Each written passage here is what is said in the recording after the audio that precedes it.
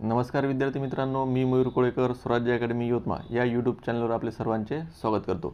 आजपासून आपण या व्हिडिओमध्ये समाजसुधारकांची संपूर्ण सिरीज बघणार आहोत। पेपरच्या दृष्टिकोनातून समाजसुधारक हा घटक अत्यंत महत्त्वाचा आहे।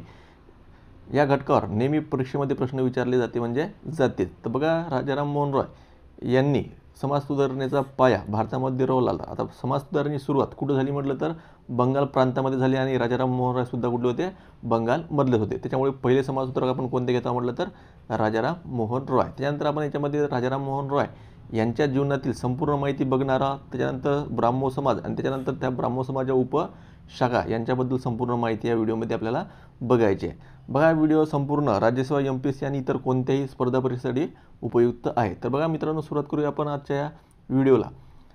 भारतामध्ये सुरुवातीच्या काळामध्ये जेव्हा इंग्रज लोक होते ते जुलूम जबरदस्ती भारतातील नागरिकांवर करत होते। त्याच्यानंतर भारतामधील अनिष्ट प्रथा ज्या होत्या, जशा सतीप्रथा होत्या, त्यानंतर पडदा पद्धती आणि इतर प्रकारच्या ज्या वाईट चालीरीती होत्या, त्यांच्यावर संपूर्णपणे त्यांनी काय केला होता, आघात केला होता। तर बघा, आता त्यांच्याबद्दल आपल्याला माहिती करून घ्यायची आहे। राजाराम मोहन रॉय यांना आपण कोणत्या कोणत्या नावाने ओळखले जाते म्हटलं तर बघा, राजाराम मोहन रॉय यांना आद्य समाजसुधारक सुद्धा म्हटल्या जाते। ते सुद्धा नेहमी पेपरमध्ये प्रश्न आलेला आहे। त्यानंतर बघा, आधुनिक भारताचे जनकसुद्धा त्यांना म्हणतात। त्यानंतर भारतीय प्रबोधनाचे जनकसुद्धा त्यांना म्हणतात। आधुनिक बंगाली गद्याचे जनकसुद्धा म्हणून त्यांना ओळखल्या जाते। आता आधुनिक बंगाली गद्याचे जनक का बरं म्हणतात म्हटलं तर बंगाली भाषेमध्ये त्यांनी अनेक प्रकारचे पुस्तके आणि ग्रंथ लिहिले आहेत, त्याच्यामुळे त्यांना काय म्हणतात, आधुनिक बंगाली गद्याचे जनक म्हणतात। त्यानंतर आधुनिक भारताचे अग्रदूतसुद्धा म्हणतात। अग्रदूत म्हटलं तर लक्षात ठेवा, त्यांनी सुरुवात केली होती त्यांनी समाज सुधारणेची, त्याच्यामुळे। त्यानंतर बघा, भारतीय पुनरुज्जीवन वादाचे जनकसुद्धा त्यांना म्हटल्या जाते। त्यानंतर मानव जातीचे सेवकसुद्धा म्हणतात त्यांना। त्यानंतर बघा, आता सगळ्यात IMP म्हटलं तर हाच राहणार याच्यामध्ये। त्याच्यामध्ये काय म्हटलं त्यांनी, नव्या युगाचे दूत। IMP प्रश्न याच्यामध्ये नव्या युगाचे दूत कोणाला म्हणतात म्हटलं तर राजाराम मोहन रॉय। तर लक्षात ठेवा, नव्या युगाचे दूत राजाराम मोहन रॉय यांना कोणी म्हटलं तर असा जर त्यांनी प्रश्न केला असेल त्याचं उत्तरसुद्धा तुम्हाला यायला पाहिजे। तर लक्षात ठेवा, स्वामी विवेकानंद। कोणी म्हटलं तर याच्यामध्ये स्वामी विवेकानंद। ठीक आहे, पाठच करून ठेवायचं आहे तुम्हाला, स्वामी विवेकानंद। आता लक्षात ठेवा, इथं पॉईंट वगैरे सध्या आपल्या याच्यामध्ये येत नाही आहे, सध्या तो पेनीचा प्रॉब्लेम आहे। त्यानंतर बघा, आता याच्यामध्ये त्यानंतर आपण यांच्याबद्दल माहिती करून घेऊया। राजाराम मोहन रॉय यांचा जो जन्मदिन आहे 22 मे 1772 या रोजी बंगाल प्रांतातील हुगळी जिल्ह्यातील राधानगर या गावी त्यांचा जन्म झाला। त्यांच्या वडिलांचे नाव रमाकांत रॉय होते आणि आईचे नाव काय होते म्हटलं तर तारणी देवी। काही पुस्तकामध्ये उमादेवी सुद्धा दिलेलं आहे। दोन्ही असेल तर तुम्हाला काय, तारणी देवीला तुम्हाला क्लिक करावं लागणार। पण होत असेल तर तारणी देवी ऑप्शनमध्ये नसेल तर दुसरं ऑप्शन कोणतं राहू शकते, उमादेवी सुद्धा राहू शकते। ठीक आहे, बघा, आता राजाराम मोहन रॉय अभ्यासामध्ये आधीपासूनच हुशार होते। त्यांना नवीन नवीन गोष्टी जाणून घेण्याची प्रत्येक वेळेस काय आवड होती, त्याच्यामुळे त्यांनी बांगला भाषासुद्धा लवकरात लवकर त्यांनी शिकून घेतली। त्यानंतर संस्कृत भाषासुद्धा त्यांनी शिकली होती। तर बघा, आता राजाराम मोहन रॉय यांना तुम्हाला वाटत असेल राज्यासुद्धा ही उपाधी दिली आहे, पण लक्षात ठेवा, रॉय हे सुद्धा त्यांचं मूळ आडनाव नाही आहे। तर लक्षात ठेवा, राजाराम मोहन रॉय यांचं मूळ आडनाव हे रॉय नसून, आता रॉय का बरं पडलं म्हटलं तर लक्षात ठेवा, त्यांच्या आजोबांना नवाबांकडून ही काय पदवी देण्यात आली होती, कोणती, रॉय। त्याच्यामुळे त्यांचं सरनेम प्रत्येक वेळेस काय म्हणून जोडलं गेलं, रॉय। लक्षात ठेवा, त्यांचं आधी जुनेवाले आडनाव काय होते म्हटलं तर बॅनर्जी होते। काय होते, बॅनर्जी। पाठच करून ठेवायचं आहे। भरपूर मुलांना त्यांचं मूळ आडनाव आजपर्यंत सुद्धा माहीत नसेल। काय होतं त्यांचं मूळ आडनाव म्हटलं तर बॅनर्जी हे होते। लक्षात राहील, इथपर्यंत समजलं असेल। त्यानंतर बघा, आता पुढचा घटक, वय वर्ष 9 वर्षाचे असताना ते पाटणा येथे शिकायला गेले। अवघ्या किती वर्षामध्ये म्हटलं तर 9व्या वर्षी असताना ते पुढील शिक्षणासाठी पाटणा येथे गेले, घर सोडून। त्यानंतर बघा, आता त्याच्यानंतर पाटण्याला असताना त्यांनी अरबी आणि फारसी भाषेचं काय केलं आहे, ज्ञान मिळवलं। म्हणजे त्यांनी अरबी आणि फारसी भाषा शिकले। आता इतकी मोठ्या भाषा जर अवगत असेल तर माणसाला काय नवीन गोष्टी जाणून घ्यायची आणखी इच्छा राहते। त्याच्यामुळे त्यांनी काय केलं आहे, कुराण आणि इस्लाम या धर्माचा अभ्यास सुरू केला। त्याच्याबद्दल सुद्धा त्यांनी सखोल ज्ञान मिळवलं। त्यानंतर बघा, आता ज्ञान जर मिळालं असेल तर माणसाचे विचार काय होतात म्हटलं तर चेंज होतात। त्याच्यामुळे त्यांनी त्यांच्या शिक्षणामध्ये अशा शिक्षणातून त्याच्यामध्ये जीवनामध्ये असे परिवर्तन घडले, जे चांगले आहे ते मान्य करायचं आणि जे चुकीचं आहे त्याच्यावर काय करायचं आहे, टीका करायची। असा त्यांच्याबद्दल काय झाला, मग त्यांच्या जीवनामध्ये प्रवास सुरू झाला। तर बघा, त्याच्यानंतर ते पाटणा येथील शिक्षण संपून कुठे आले म्हटलं, त्यांच्यावाल्या घरी परत आले। आता घरच्यांना वाटलं आपला मुलगा जसा गेला होता तसा पुन्हा काय आला असेल, परत आला असेल, पण तसं वगैरे काही झालं नाही।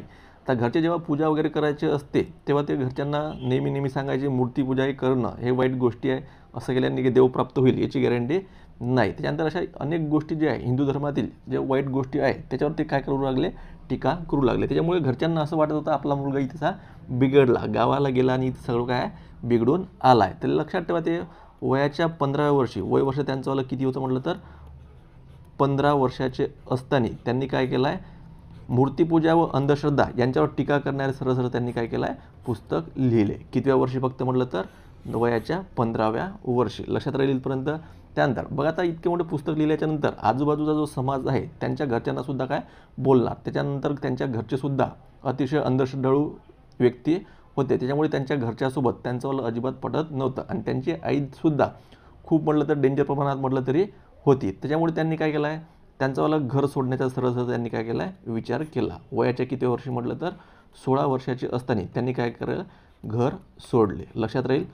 बघा आता घर सोडल्याच्या नंतर आता घरी थांबून भांडणं करण्यामध्ये काही अर्थ नाही. आपल्याला काहीतरी वेगळं करायचं असेल तर आपल्याला घर सोडावंच लागणार, म्हणून त्यांनी घर सोडलं. पण लक्षात ठेवा कोणतेही समाजकार्य करण्यासाठी घर प्रत्येक वेळेस सोडलंच पाहिजे असं काही आहे का, नाही. तुम्ही घरी बसून सुद्धा समाजकार्य करू शकता. त्यानंतर बघा आता याच्यामध्ये घर सोडल्याच्या नंतर ते सरळ कुठे गेले म्हटलं तर तिबेटला गेले. तिबेटला जाऊन त्यांनी बौद्ध धर्माचा काय केला आहे, अभ्यास सुरू केला. त्यानंतर बौद्ध धर्माचा अभ्यास केल्याच्या नंतर बौद्ध लामासुद्धा जुन्या विचारांचे त्यांना वाटले. त्याच्यामुळे त्यांना सुद्धा समजवण्याचा प्रयत्न केला, परंतु तेथील व्यक्ती त्यांचं ऐकलं नाही. उलट त्यांच्यावर काय मारायला धावले. पण तेथील स्त्रियांनी त्यांना वाचवले आणि पुन्हा इकडे पाठवले. त्याच्यानंतर ते कुठे आले म्हटलं तर बनारसला आले. बनारसला येऊन पुन्हा त्यांनी काय केला, हिंदू धर्माचा अभ्यास केला, वेगवेगळे ग्रंथ वाचले, त्यातून पुन्हा आणखी ज्ञान संपादन केले. इथपर्यंत लक्षात राहील. त्यानंतर बघा आता त्यांच्या वडिलांचा मृत्यू 1803 या वर्षी झाला. त्याच्यामुळे त्यांना काय आता पैसे जर त्यांना कमवायचे असेल त्याच्यामुळे त्यांना कुठंतरी काम करायचं होतं. त्याच्यामुळे त्यांनी लक्षात ठेवा 1805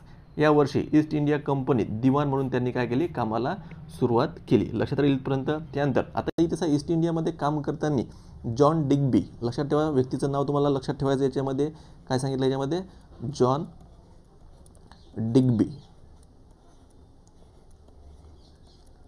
या इंग्रज अधिकाऱ्याकडून त्यांनी काय केलं आहे, इंग्लिश हे संपूर्ण त्यांनी शिकून घेतलं. कोणती लँग्वेज म्हटलं तर इंग्लिश ही लँग्वेज त्यांनी कोणाकडून शिकली म्हटलं तर जॉन डिग्बी या अधिकाऱ्याकडून शिकली. तर लक्षात ठेवा.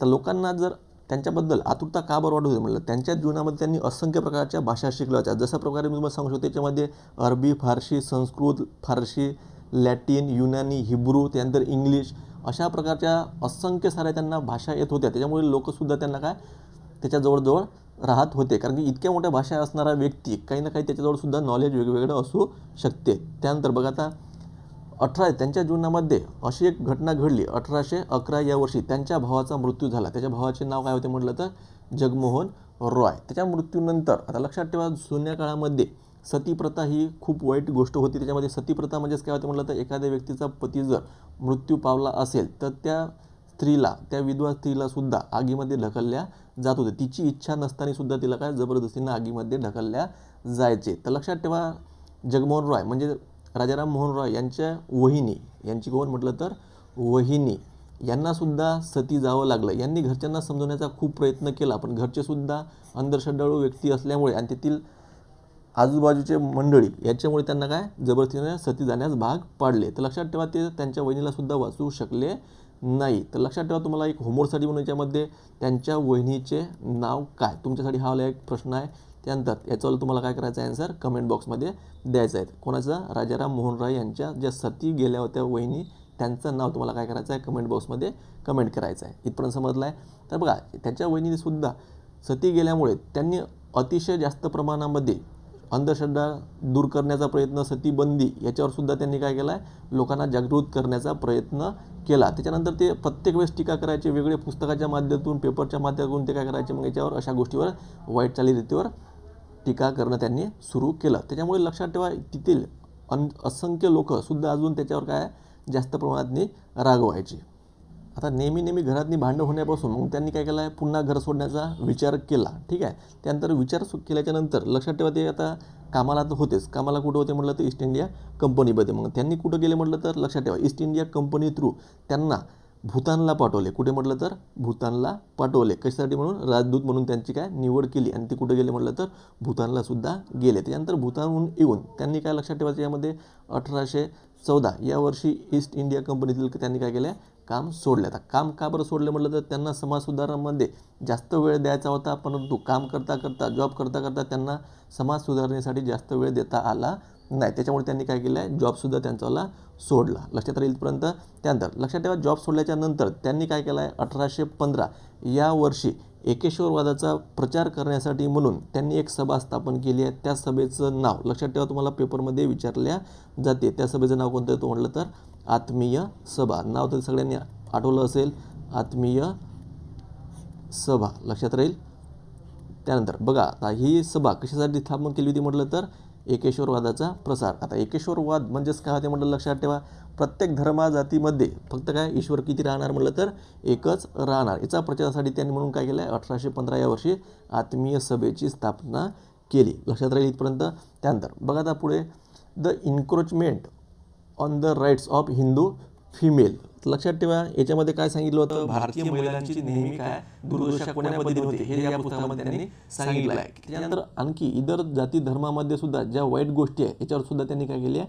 टीका केली. त्याच्यामुळे त्यांच्यावाले विरोधक हे काय मोठ्या प्रमाणात म्हणजे आपल्या भारतामधील जे कट्टर हिंदूवादी किंवा इतर धर्मातले जे धर्मांना मानणारे जे व्यक्ती आहेत ते सुद्धा त्यांच्यावर काय अपोजिटमध्ये गेले. त्यानंतर आता लक्षात ठेवा इतके मोठे पुस्तक त्यांनी जर लिहिले असेल त्याच्यामुळे काय ज्यांना त्यांच्या पद्धती आवडत असेल ते त्यांच्या पाठीमागे काय त्यांच्या सपोर्टला उभे झाले. म्हणजे त्यांच्यावाले चाहतेसुद्धा काय जास्त प्रमाणामध्ये वाढू लागले. इथपर्यंत समजलं आहे. त्यानंतर बघा 1816 मध्ये त्यांनी काय केलं आहे? वेदांत सोसायटीची स्थापना केली. इथपर्यंत समजलं आहे. त्यानंतर बघा 1817 सर डेव्हिड हेअर यांच्या मदतीने त्यांनी काय केलं आहे? हिंदू कॉलेज. लक्षात ठेवा हिंदू कॉलेज ही कशाची होती म्हटलं तर इंग्रजी शाळा होती. ते त्यांनी काय केली आहे? सुरू केली. कधी? 1817. पेपरमध्ये नेहमी प्रश्न विचारला जाते हिंदू कॉलेजची स्थापना केव्हा झाली म्हटलं तर 1817. आणि ते कोणाच्या मदतीने म्हटलं तर सर डेव्हिड हेअर. आणि ही शाळा कशासाठी होती म्हटलं तर इंग्रजी माध्यम होतं या शाळेचं शिकण्याचं. लक्षात ठेवा राजाराम मोहन राय हे संपूर्णपणे इंग्रजी शिक्षणाचे काय पुरस्कर्ते होते. कारण त्यांना इंग्रजसुद्धा काय त्यांना जवळचे वाटायचे. कारण की इंग्रज लोकांनी सुद्धा भारतामध्ये काय बऱ्याचशा समाज सुधारणेचं काय काम केलं होतं. त्याच्यामुळे इंग्रजसुद्धा काय जे आले इंग्रज भारतामध्ये ते त्यांनी त्यांचं काय केलं होतं? कौतुकच केलं होतं. लक्षात ठेवा त्यांच्यावर या गोष्टीसाठी टीकासुद्धा झाल्या होत्या. त्यानंतर बघा आता याच्यामध्ये 1820 मध्ये प्रिसेप्ट ऑफ जीसस हावाला त्यांनी काय पुस्तक लिहिणं सुरू केलं होतं. कधी कंप्लीट झालं होतं म्हटलं तर 1820. कोणतं? Precept of Jesus. पण लक्षात ठेवा 1823 या वर्षी या पुस्तकाचं काय केलं आहे? प्रकाशन केलं होतं. या पुस्तकाचं प्रकाशन काय सांगत याच्यामध्ये? प्रकाशन कधी झालं म्हटलं तर 1823. आता प्रकाशन कोणाच्या हस्ते झालं म्हटलं लक्षात ठेवा. प्रकाशन आपल्या भारतामध्ये न होता ते कुठे झालं? इंग्लंडला झालं आहे. आणि ते कोणी केलं म्हटलं तर जॉन डिग्बीने केलं होतं. आता जॉन डिग्बी कोण होते म्हटलं तर त्याचे दिवाण जेव्हा ते होते तिथे कामाला त्यांचावाला कोण होता? तो अधिकारी होता. यांच्या माध्यमातून ते पुस्तक काय झालं आहे? प्रकाशित झालं आहे. इथपर्यंत लक्षात राहील. त्यानंतर बघा आता एक व्यक्ती असे होते बिशप मिडल्टन. हे व्यक्तीचं नाव तुम्हाला लक्षात ठेवायचं आहे. या व्यक्तीने राजाराम मोहन रॉय यांना हिंदू धर्म सोडून ख्रिश्चन धर्मामध्ये काय करायला सांगितलं होतं? प्रवेश करायला सांगितलं होतं. तर लक्षात ठेवा राजाराम मोहन रॉय हे नेहमी काय हिंदू धर्मातील जे वाईट गोष्टी आहे यांच्यावर नेहमी काय करायचे? टीका करायचे. त्याच्यामुळे त्यांना असं वाटलं हे हिंदू धर्म सोडून आपल्या धर्मामध्ये काय करेल? प्रवेश करेल. आणि लोकांना सुद्धा असं वाटलं होतं की राजाराम मोहन रॉय आता आपला हा हिंदू समाज सोडणार आणि दुसऱ्या ख्रिश्चन धर्मामध्ये ते प्रवेश करणार. पण राजाराम मोहन रॉय यांनी त्यांना काय साफ नकार दिला. त्यानंतर बघा बायबलचे बंगाली भाषेतसुद्धा त्यांनी काय केलं आहे? रूपांतर केलं आहे. त्याच्यानंतर बघा 1821 या वर्षी कलकत्ता युनिटेरियन समितीची काय केली होती? स्थापना केली होती. लक्षात राहील. तर बघा याच्यामध्ये 4 डिसेंबर 1821 या वर्षी त्यांनी काय केलं आहे? संवाद कौमुदी वृत्तपत्र हे त्यांनी काय केलं आहे? सुरू केलं आहे. तर लक्षात ठेवा हे वृत्तपत्र कोणत्या भाषेतील होतं म्हटलं ते सुद्धा तुम्हाला पाठच करून ठेवायचं आहे. त्याची लँग्वेज कोणती होती म्हटलं तर बांगला लँग्वेजमध्ये होती.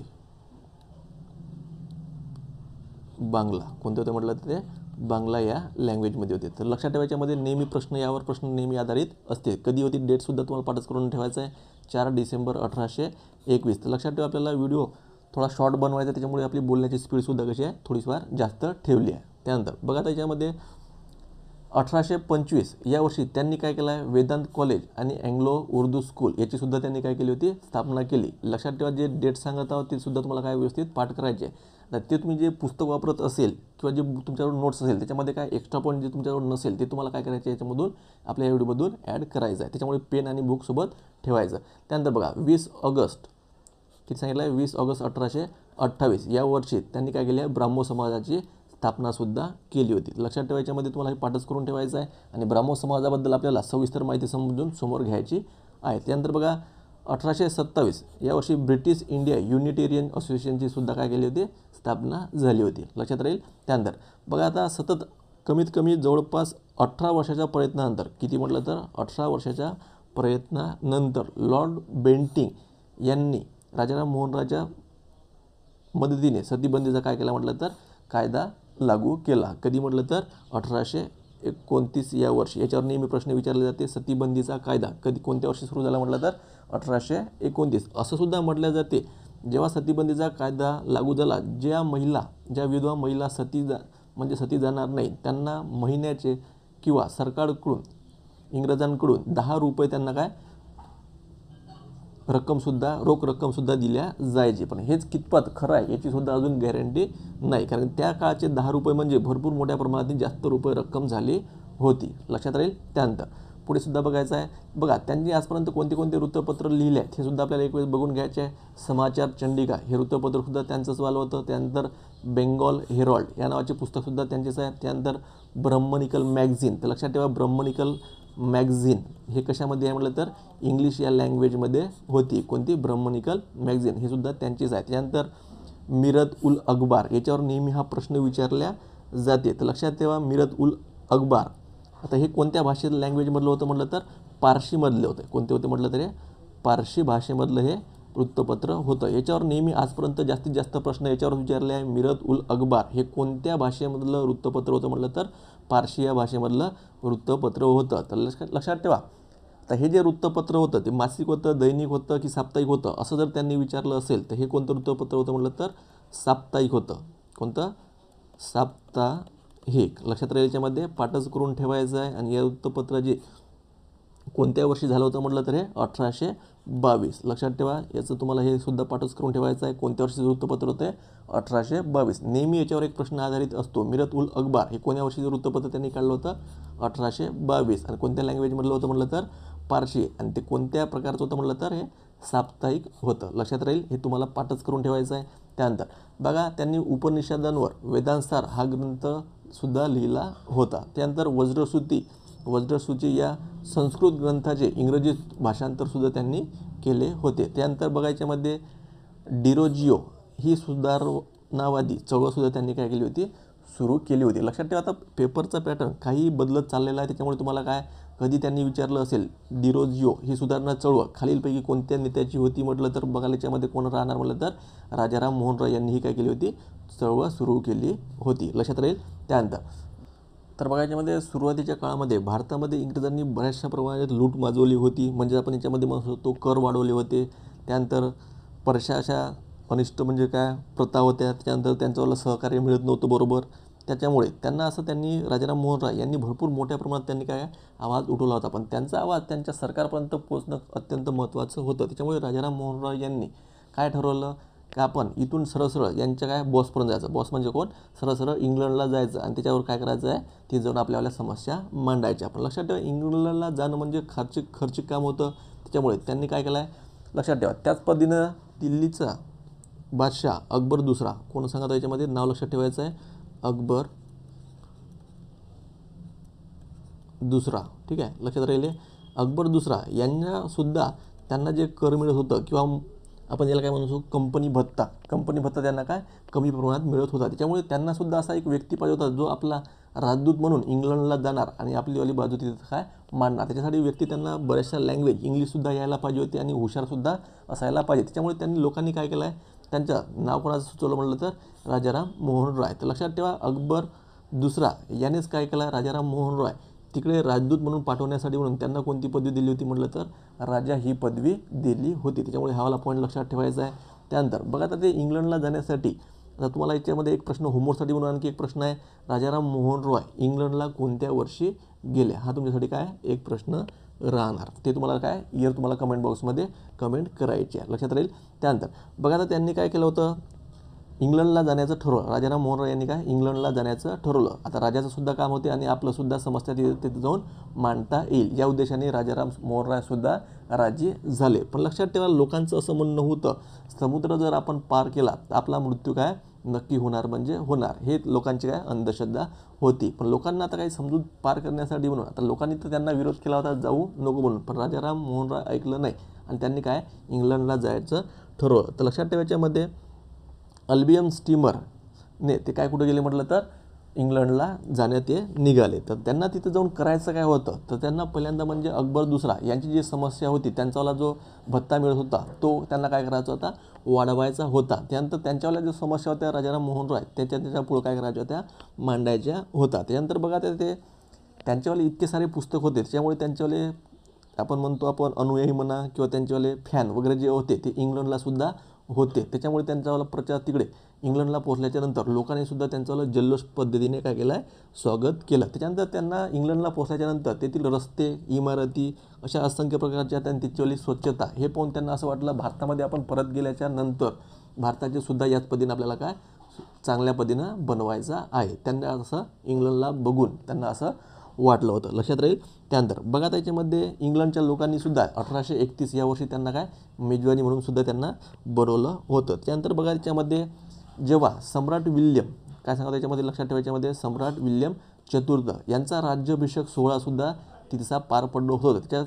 त्याच वेळेस राजाराम मोहन रॉय सुद्धा यांना तिथं उपस्थितीचं निमंत्रण देण्यात आलं होतं. त्यानंतर उपस्थित झाल्याच्या नंतर लक्षात ठेवायच्यामध्ये युरोपच्या राजदूतांबरोबर त्यांच्यावाली काय बसायची व्यवस्था केली होती. म्हणजे हाच म्हणजे लक्षात ठेवा, भारतीयांसाठी हा वाला मोठा गर्वाचा म्हणजे मानाचा त्यासाठी हा सत्कारसुद्धा समजू शकतो आपण. त्यानंतर बघा त्याच्यानंतर इंग्लंडला असताना त्यांना इतर फ्रान्सच्या सम्राटने सुद्धा त्यांना पॅरिसमध्ये भेटायला बोलवले होते. कधी 14 ऑक्टोबर 1832 या वर्षी. तर लक्षात ठेवायच्यामध्ये 1832मध्ये कोणी बोलवले ते म्हटलं तर हे सुद्धा तुम्हाला पाठच करून ठेवायचं आहे. तेव्हा फ्रान्सचा राजा कोणता म्हटलं तर लुई फिलिप, याचं नावसुद्धा तुम्हाला लक्षात ठेवायचं आहे. काय सांगा त्याच्यामध्ये नाव, लुई फिलिप.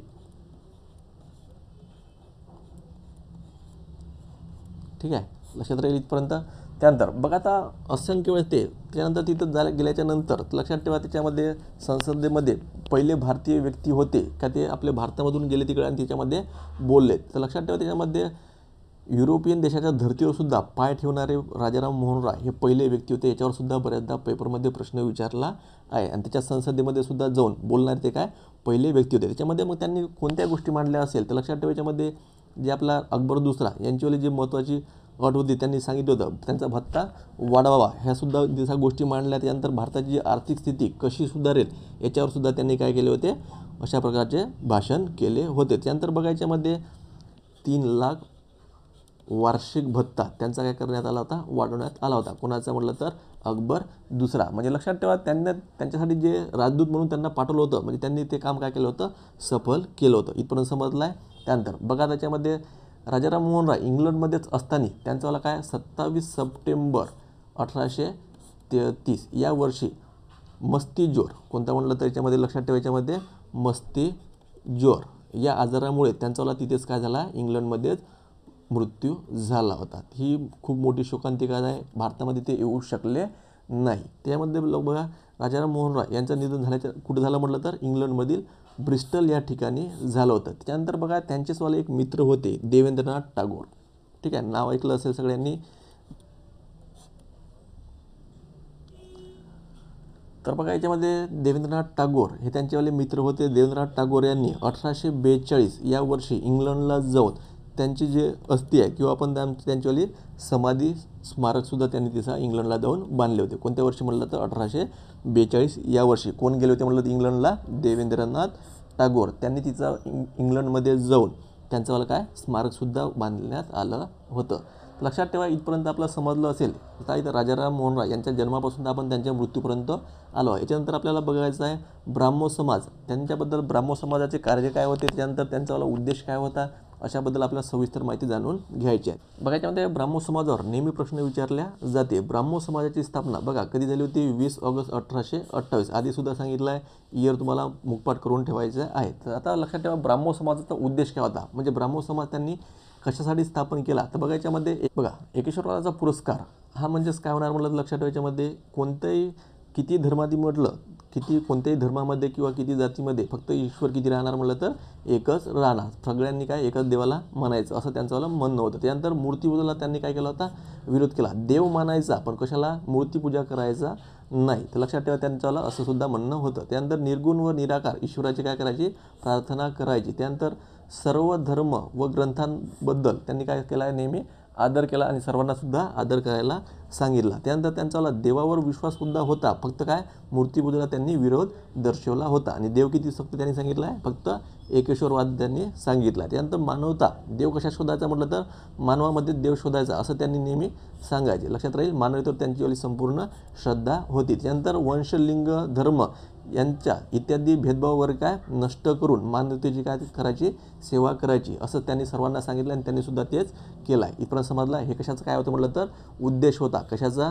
ब्राह्मो समाजाचा. लक्षात ठेवा पेपरमध्ये काही प्रश्न विचारण्याची आता सध्या पद्धत आहे, त्याच्यामुळे तुम्हाला व्यवस्थित तुम्हाला एक वेळेस हे समजून घ्यावंच लागणार. त्यानंतर बघा आता उद्देश जर त्यांना फक्त आपण उद्देश ठेवतो म्हटलं चालणार का? नाही, ते तुम्हाला काय करावं लागणार? साध्यसुद्धा करायचं आहे. मग त्याच्यामुळे आपल्याला काय ब्राह्मो समाजाने कोणते कोणते कार्य केले हे सुद्धा आपल्याला या व्हिडिओमध्ये जाणून घ्यायचं आहे. बघा आता त्यांनी काय केलं आहे?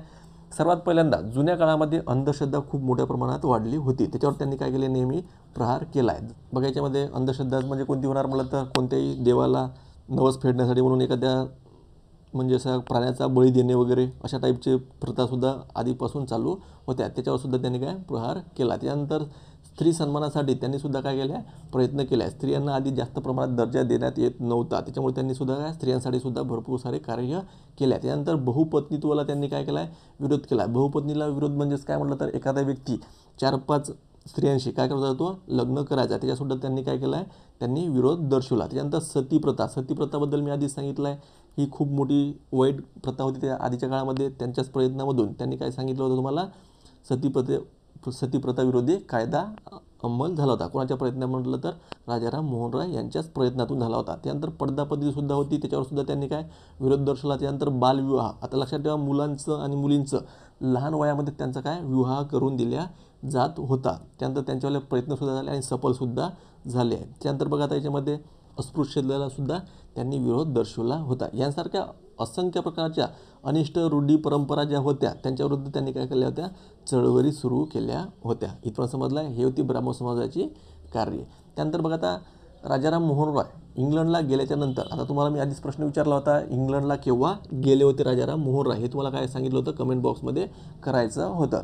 बघा इंग्लंडला गेल्याच्या नंतर ब्राह्मो समाज हे कोणी सांभाळला म्हटलं तर बघा हे 2 व्यक्ती आहे, रामचंद्र विद्यावागीश आणि द्वारकानाथ टागोर. या 2 व्यक्तींनी काय केलं आहे? ब्राह्मो समाजाचं सांभाळ केला होता. कधी? जोपर्यंत त्यांचावाला मृत्यू होत नाही तोपर्यंत या दोघांनी मिळून त्यांनी काय केला आहे? सांभाळ केला होता. बघा आता 1833मध्ये त्यांचा काय झाला होता? मृत्यू झाला होता. कोणाचा? राजाराम मोहन रॉय यांचा. त्यामुळे 1833 ते 1843 या काळामध्ये ब्राह्मो समाजाचे नेतृत्व कोणी केले म्हटलं तर द्वारकानाथ टागोर. आता द्वारकानाथ टागोर हे कोण होते तुम्हाला मी नंतर हळू समोर यामध्ये आपण सांगणार आहोत. त्यानंतर बघा आता 1839 या वर्षी देवेंद्रनाथ टागोर, आता लक्षात ठेवा इथं द्वारकानाथ, आता इकडे पुन्हा लगेच काय झालं आहे? चेंज झालं. द्वारकानाथचं काय झालं? इकडे देवेंद्रनाथ टागोरसुद्धा झाला आहे. बघा देवेंद्रनाथ टागोर यांनी तत्वबोधिनी सभा स्थापन केली होती. कोणत्या वर्षी म्हटलं तर पेपरमध्ये प्रश्न विचारलेला आहे हा सुद्धा 1839 या वर्षी लक्षात राहील. बघा तत्वबोधिनी या नावाने पत्रिकासुद्धा त्यांनी काय केली होती? स्थापन केली होती. त्याच्यामुळे ते अत्यंत लोकप्रिय झाले होते त्या काळामध्ये. कोण? देवेंद्रनाथ टागोर. त्यानंतर बघा त्यांनीच तत्वबोधिनी शाळासुद्धा त्यांनी काय केली होती? सुरू केली होती. त्याच्यामुळे बघा याच्यामध्ये 1843 लक्षात ठेवा देवेंद्रनाथ टागोर इतके फेमस झाले होते की त्याच्यामुळे काय केलं त्यांनी 1843च्या नंतर देवेंद्रनाथ टागोर यांनी ब्राह्मो समाजाचे काय केला? सांभाळ केला. कधी? 1843च्या नंतर. मग बघा त्यामध्ये एक पुढचावाला पॉईंटसुद्धा इम्पॉर्टंट आहे. 1858 पासून केशवचंद्र सेन यांना सुद्धा त्याच्यामध्ये ब्राह्मो समाजामध्ये महत्त्व देण्यात आलं होतं. त्याच्यामुळे लक्षात ठेवा त्याच्यामध्ये ब्राह्मो समाजाचे आचार्य यांचीवाली म्हणून त्यांचीवाली काय केली होती? नियुक्ती केली होती. कोणाची? केशवचंद्र सेन यांची. कधी? 1858 या वर्षीपासून, लक्षात राहील.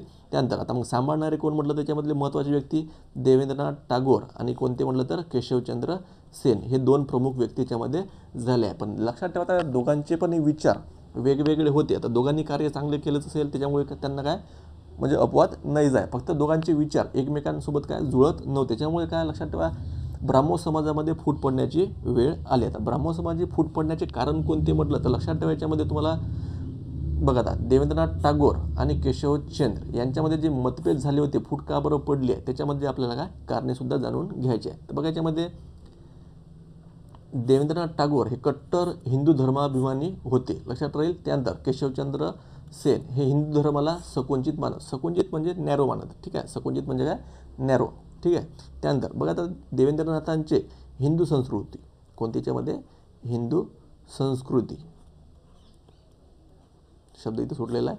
हिंदू संस्कृतीला त्यांनी काय केलं आहे पहिल्यांदा प्राधान्य दिलं. तर केशवचंद्र सेन यांनी काय केलं सर्व धर्म ग्रंथाचे काय केले पाहिजे वाचन केले पाहिजे, त्यांच्यावाल्या धर्मग्रंथांचा अभ्यास केला पाहिजे असं त्यांचं मत होतं. इथपर्यंत समजलंय. फक्त देवेंद्रनाथ टागोर हे कसे होते हिंदू संस्कृतीला पहिल्यांदा प्राधान्य द्यायचे. त्यानंतर बघा आता शेवटी तर देवेंद्रनाथ टागोरांनी काय सांगितलं म्हणजे वेद हे अपौरुषेय आहे. तर लक्षात ठेवायच्यामध्ये हा शब्द इम्पॉर्टंट आहे. याच्यामध्ये अपौरुषेय म्हणजे काय, वेद म्हणजे हे कोणी तयार केलेला नसून तो जेव्हापासून पृथ्वी अस्तित्वात आहे म्हणजे आपण म्हणू शकतो आपण मानवजाती जेव्हापासून अस्तित्वामध्ये आहे तेव्हापासूनच काय वेदसुद्धा हे ऑलरेडी आहे, त्याला कोणी तयार केलेलं नाही, ते पूर्वीपासूनच ॲटोमॅटिक तयार झालेला आहे असं त्यांचं कोणाचं म्हणणं होतं देवेंद्रनाथांचे असं म्हणणं होतं. असं म्हटल्यामुळे त्याच्यामुळे अजून केशवचंद्र सेन आणि देवेंद्रनाथ टागोर यांच्यामध्ये काय झाला आहे मतभेद जास्त प्रमाणात वाढले. मग शेवटी त्यांचं भांडणं व्हायच्या आधीच म्हणून त्यांनी काय केलं शेवटी विचार केला आपण दोन्ही पण काय करायचं वेगळं व्हायला पाहिजे म्हणून असं त्या दोघांनी काय केला आहे विचार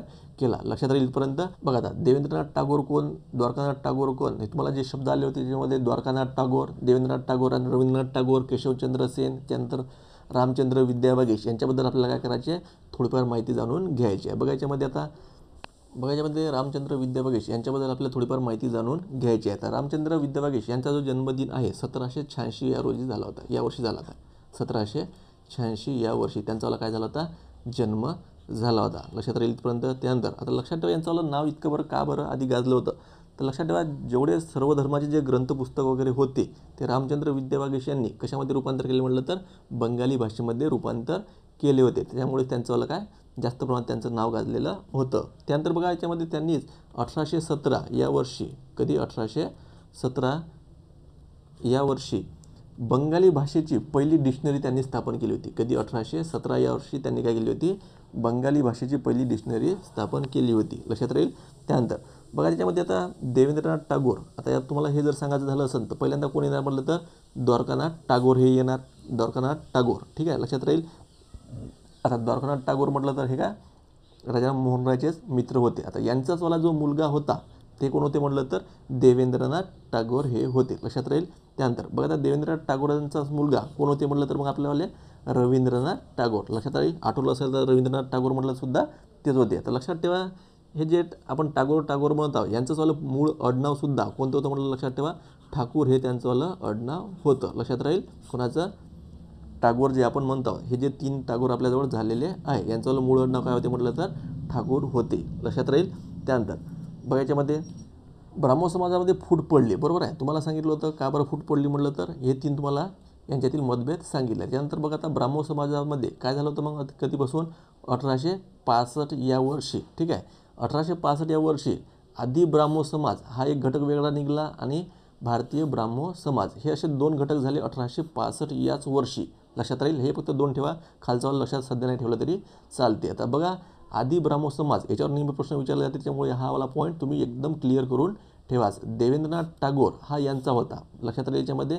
त्यानंतर केशवचंद्र सेन यांनी कोणती सभा सांभाळली म्हटलं तर भारतीय ब्राह्मो समाज ही ते काय करू लागले याचा सांभाळ करू लागले. लक्षात राहील इथपर्यंत.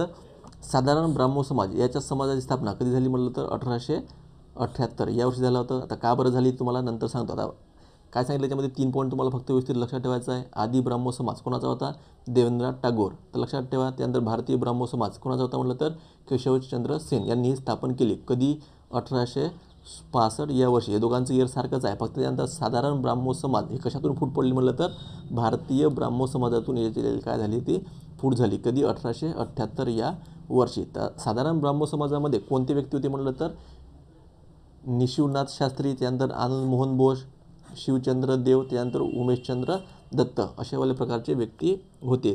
ठीक आहे. त्यानंतर बघा आता आदी ब्राह्मो समाज हे आपल्या पद्धतीने चालू होते. त्यानंतर त्यांनी काय तर नवीन आधुनिक समाज सुधारणेवर त्यांनी काय केलं होतं, भारतीय ब्राह्मो समाजाचं काय कार्य सुरू होतं. त्याच्याबद्दल आपल्याला थोडीफार माहिती जाणून घ्यायची आहे, म्हणजेच काय केशवचंद्र सेन यांच्याबद्दल. तर बघा त्याच्यामध्ये भारतीय ब्राह्मो समाज म्हणजेच कोण, केशवचंद्र सेन लक्षात राहील.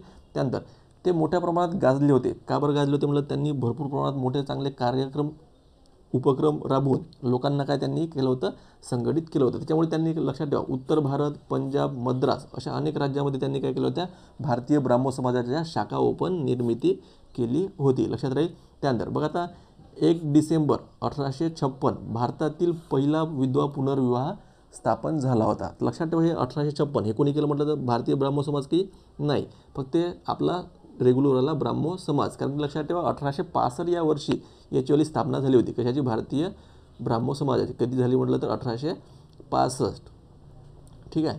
आणि आपण कधीबद्दल बोलता 1856 म्हणजे कोणाचं असेल, ब्राह्मो समाजाच्या वेळेस जेव्हा ते ब्राह्मो समाजामध्ये होते तेव्हा त्यांनी काय केलं, भारतातील पहिला विधवा पुनर्विवाह त्यांनी घडवून आणला होता. कोणी, केशवचंद्र सेन यांनी. ठीक आहे. त्यानंतर बघा 1862 या वर्षी बंगालमधील पहिला आंतरजातीय विवाहसुद्धा कोणी घडून आणला म्हटलं तर केशवचंद्र सेन यांनीच आणला होता. त्याच्यामुळे ते काय झालं होतं, वेगवेगळ्या भागामध्ये ते प्रसिद्ध होत गेले. ठीक आहे. त्यानंतर बघा आता 1872 त्यांच्याच केशवचंद्र सेन यांच्याच प्रयत्नामधून सिव्हिल मॅरेज ॲक्टला परमिशन मिळाली. आता लक्षात ठेवा सिव्हिल मॅरेज ॲक्ट म्हणजेच काय झालं होतं म्हणतात, लक्षात ठेवा मुलीचं वयवर्ष 14 वर्षापेक्षा कमी नसावं आणि मुलाचे वयवर्ष 18 वर्षापेक्षा कमी नसावं, म्हणजे याच्यापेक्षा जास्त असेल तरी चालेल, अशी तरतूद कशामध्ये करण्यात आली होती, सिव्हिल मॅरेज ॲक्टमध्ये करण्यात आली होती. परंतु लक्षात ठेवायच्यामध्ये केशवचंद्र सेन यांची स्वतःची मुलगी जी होती तिचं वयवर्ष होतं 13 वर्ष आणि कूचबिहारचा जो राजा होता त्याचा जो मुलगा होता 16 वर्षाचा होता. पण ॲक्टमध्ये काय सांगितलं आहे, 14 वर्षापेक्षा वयवर्ष कमी नसावं आणि मुलाचं वय किती वर्षापेक्षा कमी नसावं, 18 वर्षापेक्षा कमी नसावं. असं असताना सुद्धा त्यांनी 1878 या वर्षी त्यांच्या मुलीचा वैदिक पद्धतीने लग्न लावून दिल्यामुळे त्यातील लोक काय भारतीय ब्राह्मो समाजातील लोक काय झाले होते म्हणून नाराज झाले होते. त्याचमुळे त्यांच्यामधून जे फूट झाली होती. आता कशामुळे, लक्षात ठेवा जर आपण एखादा व्यक्ती सांगत असेल असं वागायचं नाही तसं वागायचं नाही आणि त्याच्यात जर तसं वागत असेल तर त्याच्यामध्ये काही इज्जत राहणार का, त्यांच्या लोकांमध्ये नाही राहणार. त्याच्यामुळे लक्षात ठेवा तुम्हाला जे इथं सांगितलं होतं साधारण ब्राह्मो समाज हे कधी झालं होतं 1878 या वर्षी आणि त्याच वर्षी त्यांनी काय केलं होतं, स्वतःच्या मुलीचा विवाहसुद्धा 1878 या वर्षी लावून दिला होता. त्याच्यामुळे हे लक्षात सुद्धा तुम्हाला राहू शकते. कोणती सभा निर्माण झाली मग तेव्हापासून, साधारण ब्राह्मो समाज. कशातून निघाला मग तो, भारतीय ब्राह्मो समाजामधून बाहेर निघाला. आणि का बरं निघाला म्हणून तुम्हाला सांगितलं आत्ताच, तो त्यांच्या स्वतःच्या मुलीचा विवाह त्यांनी काय केला होता, बालवयामध्ये त्यांनी करून दिला म्हणून. लक्षात राहील. त्यानंतर बघा आता त्याच्यामुळे त्यांच्यावर इज्जत कमी झाल्यामुळे त्यांनी काय केलं होतं, भारतीय ब्राह्मो समाजामध्ये जास्त व्यक्ती राहिलेले नव्हते. त्याच्यामुळे भारतीय ब्राह्मो समाजाचे त्यांनी नाव चेंज केले. काय केले त्यांनी, नाव चेंज केले. ते नाव काय केलं म्हटलं त्यांनी, नवविधान म्हणून त्यांनी काय केला, स्थापन सुरुवात केली. लक्षात राहील इथपर्यंत. त्यानंतर बघा त्याच्यामध्ये अशाच पद्धतीनं मग त्याच्यामध्ये फूट झाली, ते सभा आपल्या नेहमी चालू राहायचे. अशा पद्धतीने हे सर्वच्या सर्व ब्राह्मो समाज, भारतीय ब्राह्मो समाज, आदी ब्राह्मो समाज, त्यानंतर अशा वेगवेगळ्या प्रकारचे आपण समाज हे बघितले आहे. तर बघा याच्यामध्ये थोडाफार एक शेवटचा घटक म्हटलं तर ब्राह्मो समाजामध्ये कोणते व्यक्ती होते, महान विचारवंत कोणते होते ते आपल्याला काय करायचं, एक वेळ त्यांच्यावाले नावंसुद्धा बघून घ्यायचे. बघा याच्यामध्ये देवेंद्रनाथ टागोर होते, केशवचंद्र सेन, अक्षय कुमार दत्त. लक्षात ठेवा पेपरमध्ये प्रश्न काही विचारल्या जाते, हे व्यक्ती कोणत्या समाजाचे संबंधित होते लक्षात राहील. त्याच्यामुळे हे तुम्हाला नावसुद्धा लक्षात ठेवायचे आहे. बघा ईश्वरचंद्र विद्यासागर, त्यानंतर ईश्वरचंद्र गुप्ता, राजेंद्रपाल मित्र, त्यानंतर राजनारायण बोस, त्यानंतर बिपिनचंद्र पाल, नाव तर ऐकलं असेल सगळ्यांनी. त्यानंतर रवींद्रनाथ टागोरसुद्धा काय भारतीय ब्राह्मो समाजाचे काय होते, घटक होते लक्षात राहील. त्यानंतर सुरेंद्रनाथ बॅनर्जीसुद्धा होते. बघा मित्रांनो, जर व्हिडिओ तुम्हाला हा आवडला असेल, अशाच प्रकारच्या आणखी वेगवेगळ्या समाजसुधारकांबद्दल माहिती जाणून घ्यायची असेल तर तुम्हाला काय करायचं आहे, जास्तीत जास्त व्हिडिओला आपल्याला शेअर करायचं आहे आणि चॅनलला काय करायचं आहे, सबस्क्राईब करायचं आहे, जेणेकरून इतर मुलांचासुद्धा फायदा होईल. तुमच्या मित्रांपर्यंत व्हिडिओला व्हॉट्सअपवर आणि इतर व्हॉट्सअप ग्रुपवर किंवा टेलिग्राम ग्रुपवर याला काय करायचं आहे, शेअर करायचं आहे. धन्यवाद.